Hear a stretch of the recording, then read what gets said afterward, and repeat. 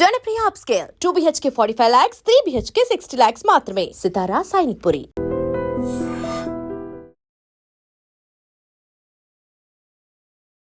Hi hello నమస్తే, welcome back to iDream media. So ఈరోజు మనతో పాటు ఉన్నారు ఫైనాన్షియల్ ప్లానర్ అయిన మధు గారు. ముఖ్యంగా రిటైర్మెంట్ ప్లానింగ్ అనేది ఎంత ఇంపార్టెంట్, దానికి ఎలా ప్లాన్ చేసుకోవాలో చెప్తున్నారు. ఒక్కసారి ఆగి ఆలోచించండి. నిజంగా ఒక 50 ఏళ్ళు 60 ఏళ్ళ తర్వాత మనం సంపాదించుకోలేని పరిస్థితిలో ఉంటే మనకి అవసరాలకు డబ్బులు ఎక్కడి నుంచి వస్తాయి? రేపటి రోజు పిల్లల్ని పక్కన పెడితే మనకంటూ ఒక లంసమ్ అమౌంట్ అనేది మన కోసం ఎదురు చూస్తూ ఉంటే, అది మన ఖర్చులకి అయ్యి ఉండొచ్చు, లేదంటే మన సరదాలకు అయ్యి ఉండొచ్చు, ఉపయోగపడుతుంటే ఎంత ప్రశాంతంగా ఉంటుంది. నిజంగా ఫ్యూచర్ ప్లానింగ్ అనేది చాలా చాలా ఇంపార్టెంట్ అండి. దానికి సంబంధించి ఈరోజు మాట్లాడదాం. నమస్కారం సార్. నమస్తే విరాట్ గారు. రిటైర్మెంట్ ప్లానింగ్, అసలు ఫైనాన్షియల్ ప్లానింగ్లోనే దీనికి చాలా ప్రాముఖ్యత ఉంది, చాలా ఇంపార్టెన్స్ ఇస్తారు. అంటే ఫైనాన్షియల్ ప్లానింగ్ అనే దానికంటే ముందు ప్రతి ఒక్కరు కూడా మనం పని చేసినా చేయకపోయినా మనకంటూ డబ్బులు రెడీ చేసుకొని పెట్టుకోవడం అనేది చాలా ఇంపార్టెంట్. అది అందులోనూ మనం పని చేయలేని టైంలో, మనకి ఎటువంటి శక్తి లేని టైంలో. మరి అలాంటి రిటైర్మెంట్ ప్లానింగ్కి రెగ్యులర్ ప్రొడక్ట్స్ ఏ ఉంటాయా, లేదా డిఫరెంట్ ప్రొడక్ట్స్ ఏమైనా ఉన్నాయో? ఇప్పుడు ఎలా యూజ్ చేసుకోవచ్చు వాటిని చెప్తారా? Right sir. సింపుల్గా రిటైర్మెంట్ అనగానే చాలామందికి ఒక 30-40 ఏళ్ళు మనం కష్టపడిన తర్వాత అది ప్రైవేట్లో కావచ్చు, గవర్నమెంట్లో కావచ్చు, ఒక లంప్స్ అమౌంట్ అనేది వస్తుంది. ఇప్పుడు ఈ లంప్స్ అమౌంట్ వచ్చిన తర్వాత చాలామందికి నాకు ఇప్పుడు ₹1 కోటి ఎగ్జాంపుల్ తీసుకుందాం. ₹1 కోటి లంప్స్ అమౌంట్ వచ్చింది. ఫస్ట్ అన్నిటికంటే ముఖ్యంగా మనం ఇండివిజువల్గా ఆలోచించాల్సింది, ఇదే ₹1 కోటి నేను ఎక్కడ ఇన్వెస్ట్మెంట్ చేయను, నాకు దేని మీద నమ్మకం లేదు.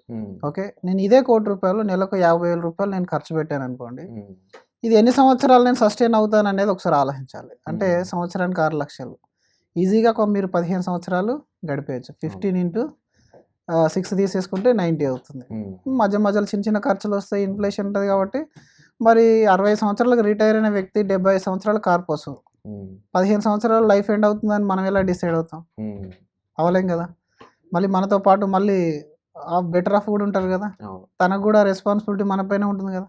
నేను 60 ఏళ్ళు నీకు మరి హౌస్ వైఫ్గా చేశాను, ఇప్పుడు నా పరిస్థితి ఏంటి అని అంటే తన యొక్క టేక్ కేరింగ్ కూడా మనమే చూసాల్సి వస్తుంది.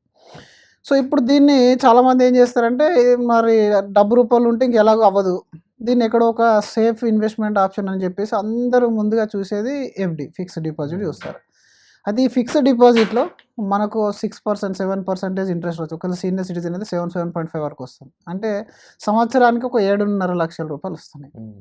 7.5 లక్షలు అంటే మనం అనుకున్న 50,000, మన ₹1 కోటి అలాగే ఉంటాయి. మన ₹60,000 అనేది మనం ప్రతి మంత్ తీసుకున్నా కూడా అది నడిచిపోతూ ఉంటుంది.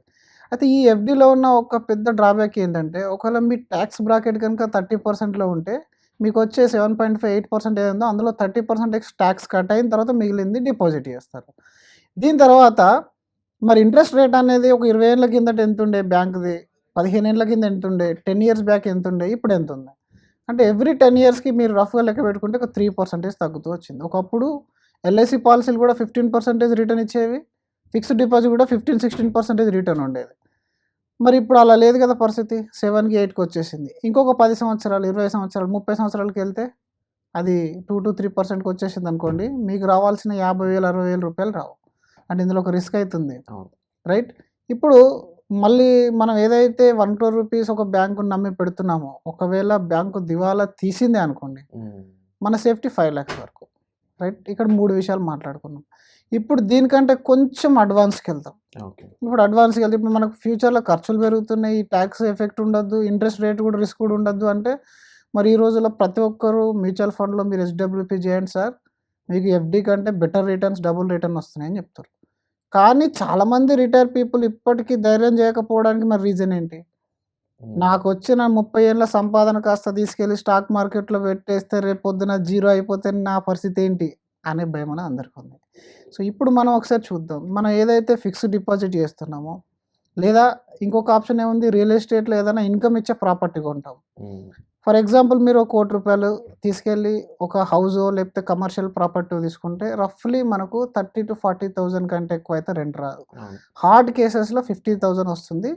50 వస్తుంది ఓకే, బట్ మళ్ళీ మీకు ఫ్యూచర్లో ఏదైనా అవసరం పడి అమౌంట్ విత్డ్రా చేయాలి అని అంటే అది బ్లాక్ అయి ఉంటుంది, అక్కడ ఒక ప్రాబ్లం. రెండోది, ఒకవేళ పిల్లలు కూడా సెటిల్ కాకపోతే మీకు వచ్చే ఆ రెంటల్ ఇన్కమ్ మీద వాళ్ళ యొక్క హ్యాండ్ అనేది ఉంటుంది. డెఫినెట్గా 50,000 వస్తున్నాయి కదా, పిల్లలకు ఫీజు కట్టు, లేదంటే కార్ ఇన్సూరెన్స్ రెన్యువల్, ఏదో ఒకటి చేస్తూనే ఉంటారు. ఆ 50,000 గడవడమే కష్టం ఉంది అనుకుంటే మళ్ళీ దానిలో ఇద్దరు చేతేస్తే అది తగ్గిపోతుంది. ఇంకొకటి రేపు పొద్దున బాగా పెద్ద మెడికల్ ఎమర్జెన్సీ వచ్చింది, అది ఒకవేళ ఇన్సూరెన్స్లో కవర్ కాదు, లేదా మనకి ఇన్సూరెన్స్ లేదు, మరి అలాంటి టైంలో కూడా 50,000తోనే గడపాలంటే అవ్వదు కదా. కమర్షియల్ ప్రాపర్టీ అంటే అలాంటి రిస్క్లు ఉంటాయి. ప్లస్ మెయింటెనెన్స్, మనం ఎవరైతే రెంట్కి ఇచ్చామో ఏ ప్రాపర్టీకి ఇచ్చామో వాళ్ళు టైమ్లీ పేమెంట్ చేస్తారనే గ్యారంటీ కూడా ఉండదు. అక్కడ ఒక రకంగా మనం బ్లాక్ అయిపోతాం. ఇవి 2 ఆప్షన్స్ ఉన్నాయి. ఈల్డ్ తక్కువ, మెయింటెనెన్స్ ఎక్కువ. 60 ఏళ్ళ తర్వాత మనం హ్యాపీగా ఉండాలనుకున్నాం కానీ వాళ్ళకి వీళ్ళకి ఫోన్ చేసి రెంట్ కొట్టు అని చెప్పలేం కదా. సో ఇదొక రిస్క్ అయిపోయింది. ఇప్పుడు మూడో రిస్క్ మనం మ్యూచువల్ ఫండ్కి వెళ్దాం. మ్యూచువల్ ఫండ్లో SWP చేయండి అని అందరు చెప్తున్నారు. మరి SWP చేసినప్పుడు మనం యావరేజ్గా ఒక balance advantage fund, hybrid fund అట్లాంటి కనుక పెట్టుకుంటే 10% ఎక్స్పెక్టేషన్ పెట్టుకుంటున్నాం. 10% పెట్టుకుంటే 1 crore 10 lakh rupees. ఈరోజు మీకు ఎంత అవసరం ఉందో అంత, ఫర్ ఎగ్జాంపుల్ మనం తీస్తున్నాం 50,000 60,000 తీస్తాం, మిగిలిందంతా కార్పస్కి యాడ్ అవుతుంది. అయితే చాలామందికి ఇక్కడ ఉన్న డౌట్ ఏంటంటే, మరి నేను ₹1 కోటి పెడితే 10% బాగానే కనబడుతుంది, బట్ రేపు పొద్దున మార్కెట్ డబుల్ పడింది అనుకోండి, ఒక 50% 40% పడితే మరి నాకు ₹1 కోటి 60 లక్షలు అయిపోతాయి కదా అనే భయం అనేది ఉంటుంది. మరి ఈ క్వశ్చన్ సాల్వ్ చేయలేకనే 90% మంది ఈ మ్యూచువల్ ఫండ్ సైడ్ వద్దు బాబు, నాకు వచ్చితే 4% అయినా 5% అయినా సేఫ్టీగా FD పెట్టేస్తాననే కాన్సెప్ట్లోకి వస్తున్నారు. అయితే ఫ్యూచర్లో ఒకప్పుడు పైసా ఇప్పుడు రూపాయి అయిపోయింది, అంటే వాల్యూ పడిపోతుంది మనీకి. రేపు ₹100 అయిపోవచ్చేమో, అంటే ₹100కి ఇచ్చే వాల్యూ ₹1 అయి ఉండొచ్చు ఫ్యూచర్ లో. 100% FD అనేది అస్సలు వర్కౌట్ అవ్వదు. రైట్, నేను ఏదైతే చెప్పాలనుకున్నానో అది మీరు క్వశ్చన్ రూపంలో అడిగారు. ఇప్పుడు వస్తున్న వరకు ఓకే, ఫ్యూచర్లో మళ్ళీ క్వశ్చన్ అయిపోతుంది, క్వశ్చన్ మార్క్ అయిపోతుంది. ఇది వచ్చేది సరిపోకపోతే మళ్ళీ మన క్యాపిటల్ అనేది విత్డ్రా చేసుకుంటే మనం లైఫ్ని లీడ్ చేయాల్సిన పరిస్థితి వస్తుంది.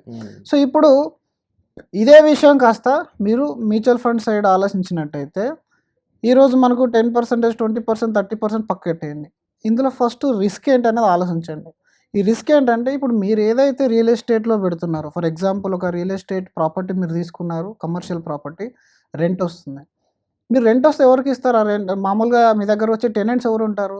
HDFC బ్యాంకు లేదా ఏదైనా ఒక కార్పొరేట్ కంపెనీ వస్తుంది, మంచి కార్పొరేట్ మల్టీ స్టేట్స్లో వాళ్ళ యొక్క బ్రాంచెస్ ఉన్నాయి వస్తుంది. అంటే ఒక ₹50,000 రెంటు నీకు ఇచ్చి వాళ్ళు బిజినెస్ చేస్తున్నారంటే దాని అర్థం ఏంటి? వాళ్ళు ఆ 50,000 కంటే ఎక్కువ ప్రాఫిట్ ఎర్న్ చేసే ప్రోడక్ట్ సెల్ చేస్తారని అర్థం కదా. అంటే మనం ₹1 కోటి 2 కోట్లు పెట్టి ఒక చిన్న బిల్డింగ్ తీసుకొని అందులో ₹1,00,000కు 50,000కు రెంట్ ఇస్తున్నప్పుడు మనమే క్లెవర్ అనుకుంటున్నాం, కానీ వాళ్ళు 3 to 4% ఈల్డ్లో ₹1 కోటి ప్రాఫిట్ ఎంజాయ్ చేస్తారు. కరెక్టే కదా. అంటే ఈ బిజినెస్కు కెపాసిటీ మన బిల్డింగ్ కంటే ఎక్కువ ఉన్నట్ట లేనట్ట? 100% ఉన్నట్టే కదా. అంటే రియల్ ఎస్టేట్ యొక్క ఇన్కమ్ మనకి ఏదైతే వస్తుందో అది మనం సెక్యూర్ అని ఫీల్ అవుతున్నామో దానికంటే బెటర్ ఏంటి? బిజినెస్. ఇక్కడ మనం మ్యూచువల్ ఫండ్లో పెడితే అమౌంట్ ఎక్కడికి వెళ్తుంది? బిజినెస్లోకి వెళ్తుంది, బిజినెస్లోకి వెళ్తుంది. ఇప్పుడు మీరు బిజినెస్లోకి, అన్ని బిజినెస్లే కదా. ఇప్పుడు బ్యాంకింగ్ అయినా IT అని ఇవన్నీ ఏంటి? బిజినెస్లే. ఇదే మీరు FD పెడుతున్నారు, అది ఎక్కడ పెడుతున్నారు? ఏదైనా ఒక బ్యాంకులో పెడుతున్నారు. వాళ్ళు ఏం చేస్తారు? బిజినెస్ చేస్తారు. ఇప్పుడు మీరు HDFC బ్యాంక్ ఒకవేళ మూతపడితే ఎలా అని చెప్పేసి నేను అడిగాను అనుకోండి, HDFC బ్యాంక్ ఎందుకు మూతపడుతుంది, నీకు నాలెడ్జ్ ఉందా లేదా అని అడుగుతారు, రైట్? HDFC స్టాక్ పడిపోతుంది అంటే మాత్రం ఈజీగా నమ్మేస్తారు. HDFCలో 5 లక్షలు 10 లక్షల రూపాయల వరకు, 5 లక్షల వరకే మీకు సేఫ్టీ ఉన్నా కూడా ₹1 కోటి FD చేయడానికి మనం వెనకాడం. అంటే నాట్ ఓన్లీ HDFC అని మీరు ఎగ్జాంపుల్ తీసుకున్నాం, మీరు ఎనీ బ్యాంక్, XYZ బ్యాంక్ తీసుకోండి. ఒక బ్యాంకులో మీకు సేఫ్టీ 5 lakhs గవర్నమెంట్ ఇచ్చింది, బట్ బ్యాంక్ యొక్క యాక్షన్స్ బయట బిజినెస్ని చూసి మీరు నమ్మి పెడుతున్నారు. అదే కాన్ఫిడెన్స్ ఆ స్టాక్ మీద ఉండదు మీకు. అదే ఒక స్టాక్ మీద ఉంటుందా అంటే డెఫినెట్లీ ఉండదు అంటున్నారు. ఇక్కడ రియల్ ఎస్టేట్లో మీ ప్రాపర్టీలో వాళ్ళు రెంట్కుండి బిజినెస్ చేస్తున్నారు. ఐదర్ మీరు ఆ బ్యాంకులో షేర్ అయినా తీసుకోలేదు కానీ FD చేయడానికి రెడీ ఉన్నారు. అండ్ రెండోది ఒక్క బ్యాంకులోనే కాదు, మీరు మ్యూచువల్ ఫండ్లో తీసుకున్నప్పుడు బ్యాంకింగ్లో ఉన్న దాదాపు మేజర్ బ్యాంక్స్ అన్నీ ఉంటాయి. అలాగే డిఫరెంట్ వెండర్స్ దగ్గర ఐటీ తీసుకుంటే అన్ని IT కంపెనీస్ వచ్చినాయి, ఆటోమొబైల్ తీసుకుంటే మేజర్ ఆటోమొబైల్స్ వచ్చినాయి. అంటే మీరు ఎండ్ ఆఫ్ ద డే మీరు పెట్టే ₹1 కోటి ఎంటైర్ ఇండియన్ ఈక్విటీలోకి వెళ్ళిపోతుంది. 500,000 కంపెనీస్ అవుతున్నాయి, వాటి అన్నింటిలో డైవర్సిఫైడ్ అయిపోతుంది. ఇప్పుడు ఒకవేళ ఆ మ్యూచువల్ ఫండ్ ఆ ఈక్విటీ ఏదైతే నడవలేదో, మీది ఎవరైతే రెంట్కు తీసుకుని వాళ్ళు ఉంటారో వాళ్ళు ఖాళీ చేసి వెళ్ళిపోతారు ముందు. రెండోది, మీరు ఏదైతే బ్యాంకు సేఫ్టీ అనుకున్నారో ఒకవేళ అదే కుప్పకూలిపోతే అప్పుడు మీరు బ్యాంకులో ఉన్నది కూడా వాళ్ళు గ్యారంటీ ఇచ్చే పరిస్థితిలో ఉండదు. అంటే ఎండ్ ఆఫ్ ద డే మీరు ఏదైతే రిటర్న్ 7% 6% కోసం కాంప్రమైజ్ అవుతున్నారో, రిస్క్ తీసుకోకపోతున్నారో, నిజానికి ఈ రిస్క్ తీసుకోకపోవడమే రియల్ రిస్క్. చాలామందికి 10%, 11%, 12, 13% వచ్చిన దాఖలాలు ఎన్నో ఉన్నా మార్కెట్ పడుతుంది. మార్కెట్ ఎప్పుడు పడింది? ఇప్పుడు మనకు 2001లో పడింది, 8లో పడింది, 20లో పడింది. మార్కెట్ పడ్డ తర్వాత మీరు కొన్న పర్టికులర్ స్టాక్ అయితే పెరగచ్చు, పెరగకపోవచ్చు. బట్ మనం కొనేది ఏంటి? ఎంటైర్ సెక్టార్స్ కొన్నాం. ఎంటైర్ ఇప్పుడు మీకు అక్కడ ఎంత డౌన్ అయిందో ఆ సెక్టార్లో ఒక కంపెనీ పోవచ్చు, మిగిలిన మీ కంపెనీస్ అయితే కూర్చోవు కదా. ఇప్పుడు ఒక డిఫెక్టెడ్ ప్రోడక్ట్ ఏదైనా XYZ ఆటోమొబైల్ నుంచి వచ్చింది అని అంటే 6 నెలల్లో మళ్ళీ సేల్స్ ప్రొసీజర్ చేంజ్ చేసేస్తారు. బ్యాంక్లో ఈ సంవత్సరం లోన్స్ మనం ఇవ్వలేదు అని తెలిస్తే నెక్స్ట్ ఇయర్ వాళ్ళ స్ట్రాటజీ మార్చుకుంటారు. ఐటీలో మనం ఈసారి ఫెయిల్ అయిపోయానంటే నెక్స్ట్ ఇయర్ కొత్త ప్రోడక్ట్ తీసుకొస్తారు, కొత్త లాంచ్ చేసేస్తారు. End of the day business అనేది ఒక విజన్తో నడుస్తుంది, ప్రొఫెషనల్తో నడుస్తుంది. మీరు వాళ్ళ యొక్క షేర్లో డబ్బు పెడుతున్నారు, దట్టు మీరు డైరెక్ట్ పెట్టట్లే. There is a person call fund manager and research team. వీళ్ళందరూ ఉండగా మీకు మళ్ళీ కాన్ఫిడెన్స్ ఇవ్వడానికి లోకల్ కూడా మీకు అడ్వైజర్స్, ఫైనాన్షియల్ ప్లానర్స్ వీళ్ళందరూ ఉంటారు. సో వాళ్ళ ద్వారా మీరు వెళ్ళినప్పుడు ఈ ఏదైతే మీరు ₹1,00,00,000 ఇన్వెస్ట్మెంట్ చేస్తారో, ఫర్ ఎగ్జాంపుల్ చేసిన సంవత్సరమే ఒకవేళ 30% పడితే, ఒక 2020లో మీరు ఒకసారి చూడండి బ్యాక్ క్యాల్కులేషన్లు వెళ్ళి, 2020లో కోవిడ్ వచ్చింది, 38% వరకు మార్కెట్ పడింది కదా. ఎగ్జాక్ట్లీ మీరు ఒక 15 years బ్యాక్ ₹1,00,00,000 ఇన్వెస్ట్మెంట్ చేసిన వాళ్ళది ఆ రోజు పడ్డ రోజు వాల్యూ చూడండి. వర్స్ట్ డే ఆఫ్ ద మార్కెట్లో మీరు వాల్యూ చూసుకున్నా కూడా FD కంటే 1-2% ఎక్కువ ఉంటుంది. అంటే విచ్ ఇస్ రిస్క్ ఎక్కడ ఉంది? నిజానికి రిస్క్ అక్కడ ఉంది, మనలో ఉంది రిస్క్. అక్కడ మీరు విత్డ్రా చేస్తే 2%లో ప్రాఫిట్ బుక్ చేసుకున్నారు. ఒకవేళ అక్కడ మీరు విత్డ్రా చేయకుంటే మీకు ఒకవేళ మంచి ప్రాపర్ ఫైనాన్షియల్ ప్లానర్, డిస్ట్రిబ్యూటర్ దొరికి మిమ్మల్ని కాన్ఫిడెంట్గా సార్ ఏం అవ్వదు మీరు వెయిట్ చేయండి అన్నారు అనుకోండి, ఆ రిటర్న్కి ఎన్నటికీ బీట్ చేయలేదు అది ఇంకొక FD అనేది. ఒక రకంగా చెప్పాలి అంటే ఇలా అనొచ్చు అనకూడదు, బ్యాంక్ అంటే ఒక రకంగా FD అనేది లాస్ ప్రోడక్ట్ లా కనిపిస్తుంది సిచ్యువేషన్స్ ప్రకారం చూస్తే. సో అలాంటి లాస్ ప్రోడక్ట్లు పెట్టి మనం ముందే రిజల్ట్ ఫిక్స్ చేసుకునే దానికంటే ఇంతమంది పనిచేస్తున్న మిగిలిన ప్రొడక్ట్స్ ఏవైతే ఉన్నాయో వాటిలో ఒకసారి ప్లాన్ చేసుకుంటే రిటైర్మెంట్ ప్లానింగ్ అనేది ఈజీ అయిపోతుంది, అవుతుంది. చాలా ఈజీ అయిపోతుంది. మన లైఫ్కు తగ్గట్టు రిటర్న్ అనేది వస్తుంది. మళ్ళీ FDని మీరు ఎక్కడ వాడాలో చెప్తాను. FDని కూడా వాడే పద్ధతి ఉంటుందండి. ఇప్పుడు మీరు ఈ ₹1,00,00,000 కోటి ఈక్విటీలో పెట్టే కంటే 10 లక్షలు FD చేయండి. ఎందుకంటే ఇమీడియట్ నీడ్స్కి FDని మించిన రిటర్న్ అనేది ఉంది. ఇప్పుడు 1 year 2 yearకి మనకు విత్డ్రావల్ ఉంది, ఏదైనా అవసరం ఉంది. ఇప్పుడు మనం ఒక జాబ్లో ఉన్నామండి, 6 months ఎమర్జెన్సీ కావాలి, 1 year ఎమర్జెన్సీ కావాలి ఫండ్, బిజినెస్ ఉన్నాడు 1 year ఎమర్జెన్సీ క్యాపిటల్ కావాలి. దీన్ని తీసుకెళ్ళి ఈక్విటీలో పెట్టడం తప్పు, దీన్ని తీసుకెళ్ళి FDA చేయాలి. అప్పుడు FD చేస్తే ఏమవుతుంది? FD 3 years మీకు ప్రాబ్లం లేదు, లాంగ్ టర్మ్కి ఈక్విటీ ప్రాబ్లం ఉండదు, లాంగ్ టర్మ్కి FD ప్రాబ్లం అవుతుంది, షార్ట్ టర్మ్కి ఈక్విటీ ప్రాబ్లం, షార్ట్ టర్మ్కి FD బెటర్. సో ఒక్కొక్క అవసరాన్ని బట్టి ఒక్కొక్క ప్రోడక్ట్ తీసుకోవాలి. అండ్ ఈ జర్నీ అనేది 1 year 2 yearలో 3 yearలో అయ్యేది కాదు. ఈక్విటీ అనేది 20 year 30 year 40 year. మీరు రీసెంట్గా ఈరోజు కూడా నేను చూశాను, HDFC బ్యాంక్ షేర్ నేను ఎగ్జాంపుల్ తీసుకుంటే 2000లో వాళ్ళ షేర్ వాల్యూ ₹15 ఉండే, 2024లో 1549 ఏదో వచ్చింది. అంటే ఆల్మోస్ట్ ఒక ₹1,00,000 కానీ మీరు పెట్టుంటే 24 years ₹1,00,00,000 అయిపోయింది. అదే మీరు నిప్పాన్ ఇండియా మిడ్ క్యాప్ నేను కంపారిజన్ చేసి చూస్తే 2000లో ₹40 అనేవి ఉండే, ఇప్పుడు 4239 అయింది. ఆల్మోస్ట్ దానికంటే ఒక 1 year 2 year ఎక్కువ కానీ మీరు స్పెండ్ చేస్తే 26th yearలో 2 crores అయిపోయింది. 1 lakh become 2 crores. ఈరోజు 30 years అయింది Nippon India mid cap fund. ఎవరైతే ₹1 lakh ఇన్వెస్ట్మెంట్ చేశారో వాళ్ళ వాల్యూ 4 crore అయింది. కానీ 90% ఆఫ్ ద పీపుల్ ఈ రిటర్న్ తీసుకోలేదు. దానికి రీజన్ ఏంటి? అది హర్షద్ మెహతా స్కామ్లో పడిపోయింది, ఆ తర్వాత 2008లో పడిపోయింది, తర్వాత 2020లో పడిపోయింది. 60, 40, 30 ఈ విధంగా పడిపోయింది.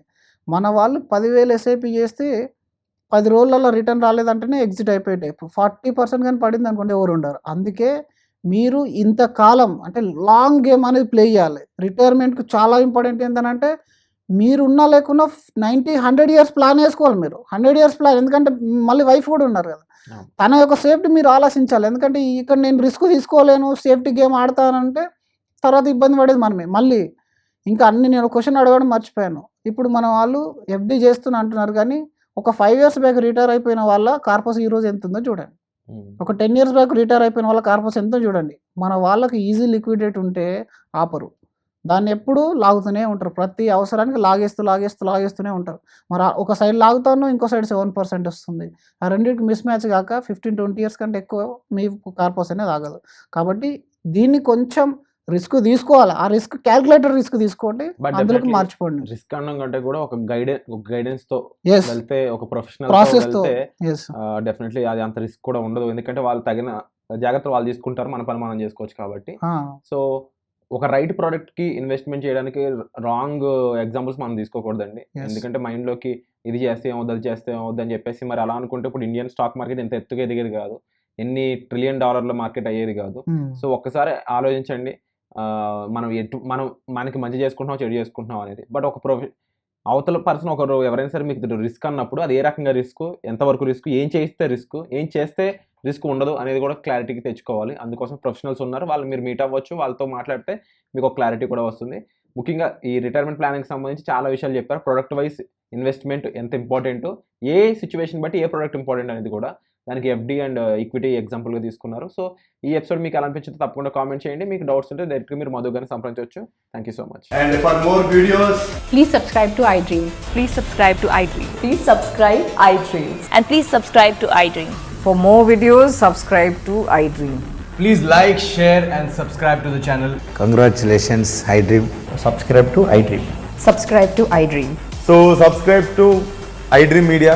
iDream की iDream team अंदर की huge congratulations. Please subscribe iDream Media. Please subscribe to iDream.